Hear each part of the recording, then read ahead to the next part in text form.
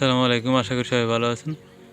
আমি হয়তো একটা ভিডিও পোস্ট করেছিলাম যে কলার সাথে কি কি চাষ করা যায়। আমি সাধারণত কলার বাগানে কয়েকটা চাষ করেছি। আমরা হয়তোবা কলার বাগানে যদি চাষ করে থাকি, আসলে কলাটাই করি, হ্যাঁ, পাশাপাশি আর কোনো কিছু করি না। তো যাই হোক, আমি কলার বাগানে এই যে দেখতে পারতেছেন ভুট্টা চাষ করেছিলাম।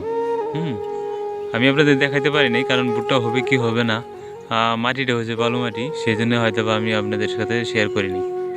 তো যাই হোক, এখন কিছু ভুট্টা দেখতেছেন, হয়তো বা ভুট্টা শেষ পর্যায়ে। তো এ শুধু ভুট্টা না, কলার বাগানে আরও কয়েকটা চাষ হয়। হয়তো বা যদি আপনারা জানতে চান না, হয়তো বা আমি আরও কিছু হয়তো বা আপনাদের সাথে শেয়ার করতে পারি। তো যাই হোক, কলার বাগানে আমি আরও কিছু চাষ করেছি, যেরকম বেগুন। ঠিক আছে, কলার বাগানে যে লাইনটা থাকে, এই লাইনটার মধ্যে মাঝখানে আপনি বেগুন চাষ করতে পারেন। বেগুনটা কীরকম হয়েছে তাও আমি তখন হয়তো বা আপনাদের বলি নাই। তো যাই হোক, আমি আপনাদেরকে আস্তে আস্তে সবই দেখাবো, এবং বেগুনটাও হয়তো বা ভালোই হয়েছে। আমরা ইতিমধ্যে এটি দেখতেছেন হয়তো বা বেগুন। এই বেগুনটা হয়েছে আপনার যে নলি বেগুনগুলা। বেগুনটা প্রচণ্ড প্রচণ্ড রোদের ভিতরে, যার কারণে বেগুনটা এরকম হয়েছে। যাই হোক, এগুলো সব কিছু আমরা জানি যে ছায়ার জায়গায় গাছতলা বাসতলা, ঠিক আছে, এই দুইটা জায়গায় আসলে কোনো কিছু হয় না। এই জায়গাটা হয়তো বা বালু বালু হওয়ার পরেও আমি আপনাদের প্রথমেই শেয়ার করিনি এই কারণে। প্রথমে বলা হয়েছে যে যদি না হয় বালুতে, তো যাই হোক, ইনশাল্লাহ আমি ইউটিউব দেখেই হয়তো বা এই বিষয়টা করার উদ্যোগ নিয়েছিলাম। ইতিমধ্যে করে ফেলেছি, হয়তো ফলাফল আপনাদের সাথে শেয়ার করতেছি। যদি আর কিছু জানতে চান এও বলি, হয়তো আমরা কমেন্ট বক্সে হয়তো বা আমাকে জানাবেন। আমি ইনশাল্লাহ আমি আস্তে আস্তে সব কয়টাই হয়তো বা আপনাদেরকে জানাবো। ওই যে এই লাইন, যে কলার যে একটা লাইন থাকে, হ্যাঁ, আমি একটা লাইনে হয়তো বা এই বেগুন দিয়েছিলাম। এই যে দেখতেছেন যে এই লাইনগুলাতেই হয়তো বা একটা করে লাইন মাঝে ফাঁকা আছে, এই ফাঁকা জায়গায় হয়তো বা বেগুনগুলো দেওয়া হয়েছে।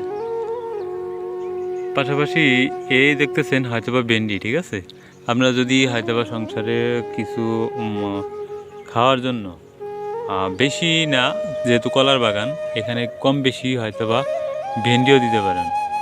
আর আপনারা হয়তো বা দেখতেছেন যে চারো সাইডে বেড়া।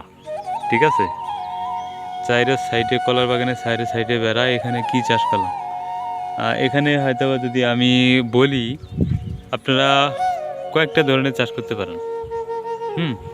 কয়েকটা চাষ করতে পারেন। সেগুলো হচ্ছে আমি করেছি যেটা ধন্দলটা কীরকম হলো, হয়তো বা আমি আপনাদেরকে ধন্দলের, আসলে আজকে ধন্দল উঠানো হয়েছে। ঠিক আছে, ধন্দলটা তেমনটা নাই। আর এই যে বেড়াগুলা, এই বেড়ার প্রত্যেকটা বেড়াতেই হয়তো বা এই ধন্দল গাছ দেওয়া। এখানে একটা গাছ আছে, গামার গাছ এবং কদম গাছ। এই কদম গাছটারেও হয়তো বা ধন্দুলে হয়তো বা গিরা দেওয়া হয়েছে। এমনভাবে ছাউনি হয়েছে যে আমার প্রতিদিন হয়তো বা আমি অ্যাভারেজ করেছি যে 5 থেকে 6 কেজি করে ধন্দল উঠে। হ্যাঁ, 2 দিন পরে উঠাইলে হয়তো বা 8 থেকে 10 কেজি কালেক্ট করা যায়। আর এই কলার জমিতে প্রথমে আমি হয়তো বা আপনাদের এও শেয়ার করিনি যে প্রথমে মিষ্টি আলু দিয়েছিলাম। মিষ্টি আলু তাও হবে কি না, কিন্তু দিয়েছিলাম। এতটা মিষ্টি আলু হয়েছিল, আলু হয় নাই, তবে গাছটা এতটুকু ছড়িয়ে গেছিলো, আসলে জঙ্গলের মতো হয়ে গেছিলো, যে শিয়ালের মানে যন্ত্রণায় এই গাছগুলো আমি উঠাই দিতে বাধ্য হয়েছি। এবং এখানে সাপ পোকামাকড়ও হয়তো বা এখানে দন্দুলগুলা উঠাতে গেলে এর ভিতর দিয়ে আসতে হয়। যদি সাপে কামড়ায় তাহলে হয়তো বা একটা সমস্যা তৈরি হবে। তো যার কারণে আমি হয়তো বা এই মিষ্টি আলুগুলো উঠে ফেলাইছি। তো যাই হোক, আমি মিষ্টি আলু আর লাগানোর সময় হয়েছে কাতি মাস, আমি প্রথমেই নেগে ফেলাইছিলাম। যার কারণে আমি এই মিষ্টি আলুগুলা উঠাইয়া একটা সিদ্ধান্ত নিয়েছিলাম। এই যে আবার এই যে দেখতেছেন ভুট্টার যে ডাটাগুলা, এর মধ্যে একটা ড্রেন করে হয়তো মাঝখানে দিয়ে দিছি। আর এখানে দেওয়ার উদ্দেশ্য হয়েছে, আমি আবার এই সাদা যে একটা নলি বাগন আর কিছু বটবডি, পরীক্ষামূলকভাবে কিছু বটবডি হয়তোবা আমি দেখছি যে চাষ করার জন্য। একটা বটবডি হয়তোবা আমি আপনাদের দেখাই। আর যেগুলা পরবর্তীতে রোপণ করেছি সেগুলো হয়তো বা দেখাই, যে দেখতে পারবেন যে বটবডি হবে কি না। হ্যাঁ, তাও আপনারা এই বালুর মাঠে এবং কলার বাগানের পাশাপাশি যারা করতে চান তাহলে আপনারা এই চাষগুলা করতে পারেন। কলার বাগানে এই যে লাইনগুলোর মাঝখান দিয়ে হয়তো বা আরেকটা জিনিসটা চাষ করতে পারবেন, করলা এবং বটবডি এবং শশা। বুঝতে পারছেন? এটা আমি পরীক্ষামূলকভাবে আমি শশাও রোপণ করেছি 2টা লাইনে। হয়তো বা যদি হয় তাহলে হয়তো বা আপনার ভিডিও দেখতে পারবেন, আর যদি না হয় এটা তো করার কিছু নাই। যাই হোক, বটবডি আপনার সাথে যেটা আমরা গ্রাম্য ভাষায় বলি নবিলা, এই দেখতেছেন হয়তো বা বটবডি গাছ। অন্য সাইডে একটা গাছ ছিল, এখানে কয়েকটা হয়তো বা হাফ কেজির মতো বটবডি ধরছিল, কিন্তু ওইখান থেকে বিছন রাইখা পরে আমি এইখানে রোপণ করছি। এইখানে রোপণ করছি দেখেন, হয়তো ফুল আসার পরে দুইটা 4টা একটা গাছে হয়তো বা এটা কালো জাত 2 4টা বটবডি হয়ে গেছে, এবং বটবডি গাছটা হয়তো ভালোই লম্বা হয়েছে। কিন্তু আমি দিতে চাইছিলাম বটবডিটা এই যে এই লাইনটা পুরোটাই, ঠিক আছে? এরকম হয়তো বা 10 থেকে 20টা লাইন আছে, এই সকল লাইনে হয়তো বা বটবডি গাছ আমি রোপণ করে দেবো। যারা কলা চাষি ভাইরা শুধু কলা চাষ না করে হয়তো বা এই প্রাসঙ্গিক যে গাছগুলো বটবডি, করলা, তারপর সাইড দিয়ে যে আছে সাইড দিয়ে আপনারা এই যে ধন্দল, লাউ, আমি কিন্তু লাউ রোপণ করে দিয়েছি এক সাইড দিয়ে। তো হয়তো বা গাছটা বড় হোক, আপনাদের মাঝে হয়তো পরবর্তী শেয়ার করবো। এই যে দেখতেছেন হয়তো বা এই যে বটবডি গাছগুলো, এগুলো হচ্ছে চারা গাছ।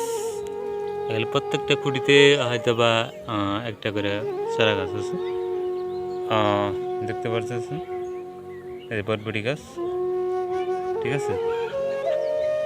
এদিকে আপনার মূলা এগুলো হবে না, হবে না কি কারণে? মূলা শাকের সাথে এই যে হাঁস মুরগির যে একটা সমস্যা, এরা খেয়ে ফেলে, যার কারণে এগুলা না হওয়ার সম্ভাবনা সবচেয়ে বেশি। মূলা চাষ করা যাবে না, বাড়ির বা আশেপাশে যদি থাকে তাহলে মূলা চাষ করা যাবে না। সে যাই হোক, আমি আবার এই যে আমার এই সাইডটা যে আছে সামনের সাইড, এখানে আমি সিম গাছ দিয়ে দিছি, যাতে এটা আমি কলাটা করছি আপনার কলার পাশাপাশি আমাদের মানে সংসারে যদি বা মানে সবজি যা কিছুটা ঘাটতি পূরণ হয়, সে হয়তো বা এই সবজির জন্য। তো যা হোক, আমি আরেকটা বিষয় হয়তো বা আপনাদের সাথে শেয়ার করি নাই, সেটা হচ্ছে আমি যখন শেষ পর্যায়ে 2-1টা ধন্দল শেয়ার না করলে নয়। এই দেখতেছেন হয়তো এগুলো দেশি জাত, ঠিক আছে? দেশি জাত 2-1টা ধন্দল হয়তো আপনাদের সাথে শেয়ার করলাম, এবং প্রতিদিন হয়তো আমি আরেকদিন হয়তো উঠাইবো যখন ধন্দল, তখন আমাদের মাঝে শেয়ার করব যে কত কেজি আজকে বিক্রি করলাম।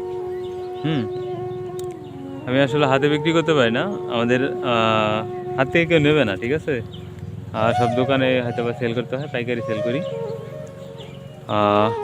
আশা করি আমাদের এই ভিডিওদের সাথে থাকবেন এবং ভিডিও নিয়মিত দেখবেন, এবং কি ভিডিও দেখতে চান তাও আমাদের জানাবেন ইনশাল্লাহ। ভালো থাকবেন। আসসালামু আলাইকুম।